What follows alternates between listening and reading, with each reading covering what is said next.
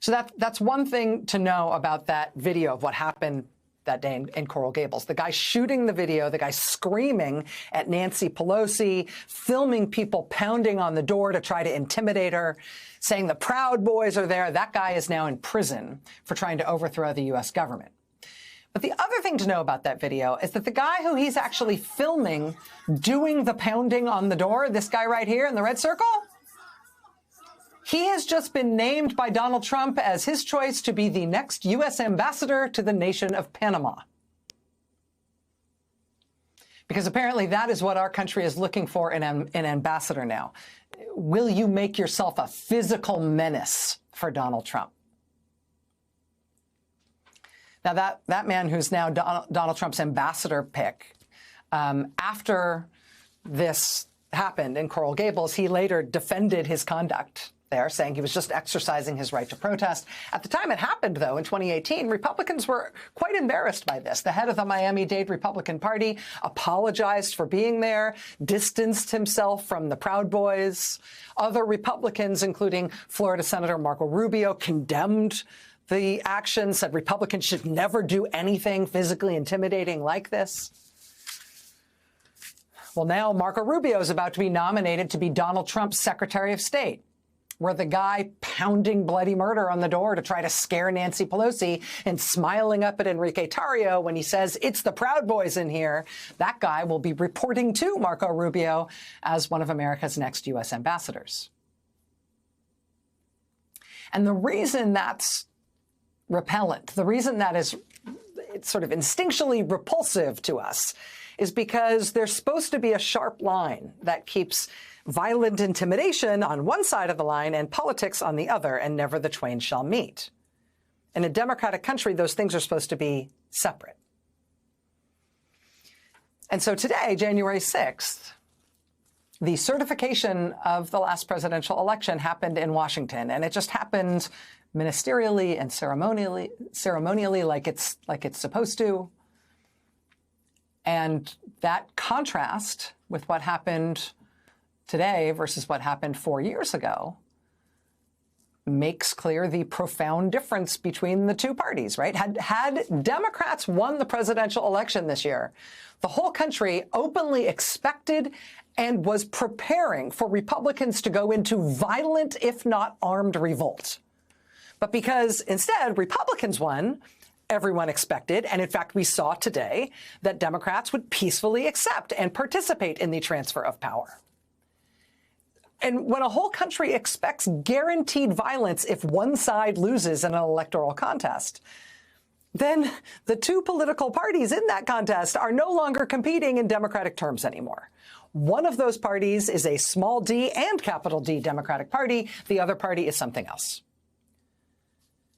So that is part of what we are contending with on this January 6th. How do we ever get our democracy back now? Because we have, in effect, lost it.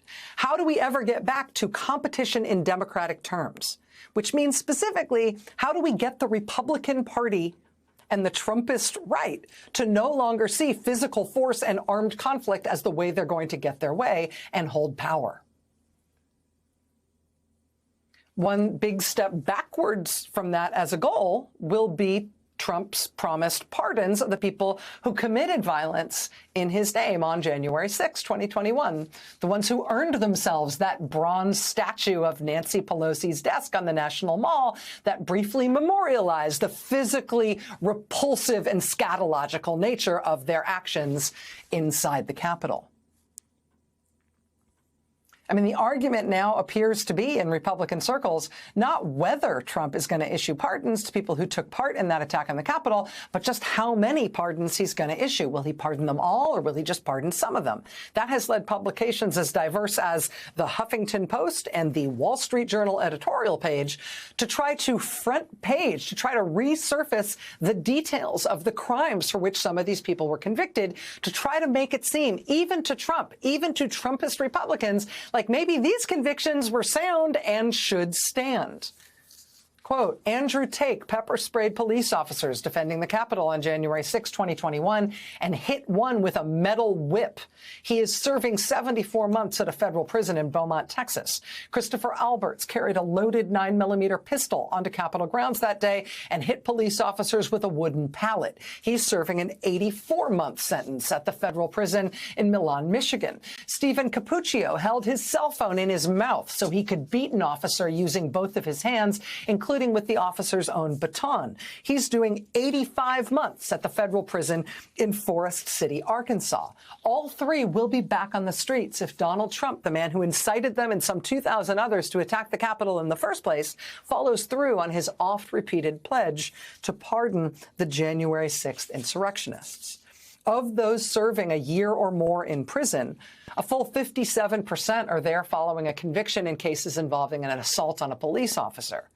In all, 83% serving a year or more were convicted of committing an act of violence, which means that with few exceptions, the only people Trump could release from prison with his pardons are those who attacked a police officer, possessed weapons or explosives, or were convicted of some other violent felony.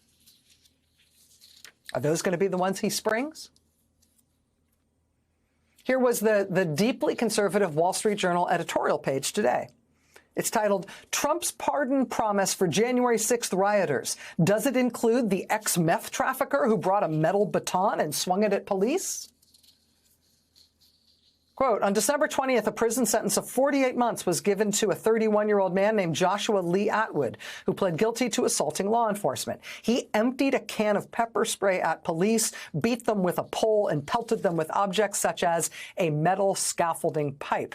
He yelled that the cops were pieces of...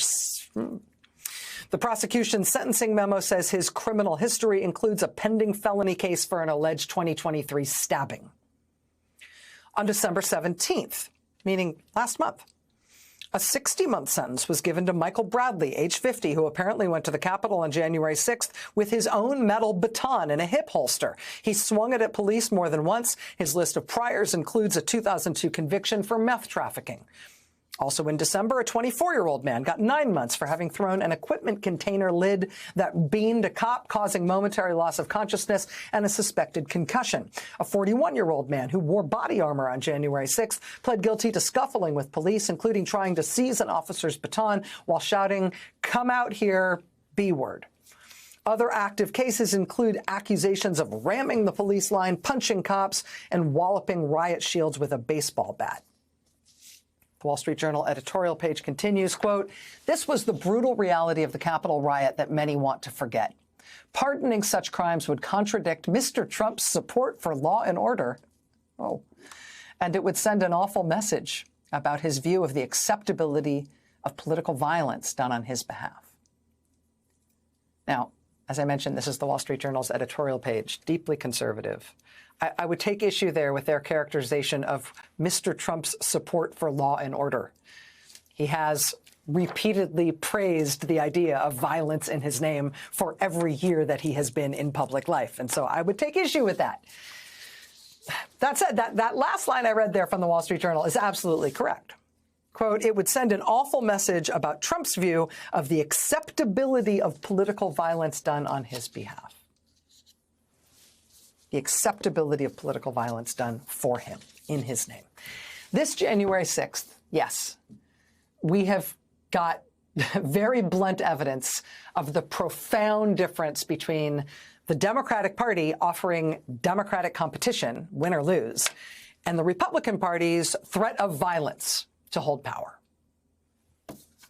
And yes, there is also the unnerving and occasionally unsettling fight to remember what actually happened, to be real about how disgusting it all was, while the Trump movement and the Republican Party and the conservative media tries to say the January 6th attack was really just a bunch of heroes who were so peaceful and loving, and they've just been wrongly persecuted for doing nothing wrong. The effort to remember and to stick to the truth of what happened there and not be gaslit and lied to that it was some sort of day of love and peace is unnerving and unsettling and, yes, occasionally hilarious.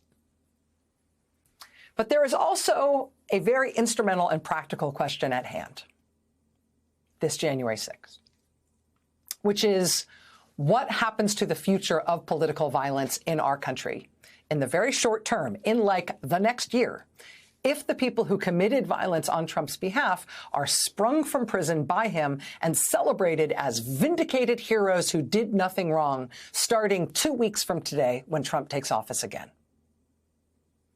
Think about this in big picture terms. Why does a leader who celebrates violence against his critics and his enemies want not just a government, not just the state to do his bidding? He also wants his mob. He also wants his paramilitary groups, people who have proven themselves willing to commit violence on his behalf. Why does he want the mob? Why does he want his paramilitary groups? Why does he want his violent ex-cons? He wants to set them all free at the start of his presidency so they can do what for him? The idea that there is permeability between violence and politics, that an incoming president might want a deniable, non-government violent force that he can activate or direct to do his bidding, that what is supposed to be civic hallowed ground might be fouled by rioting and looting and people doing what they did in Trump's name on January 6th.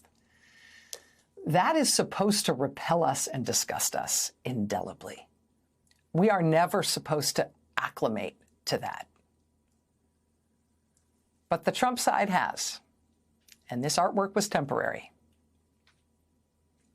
And so now, this January 6th, what should we be prepared for next, with 2 weeks left before he's back in power?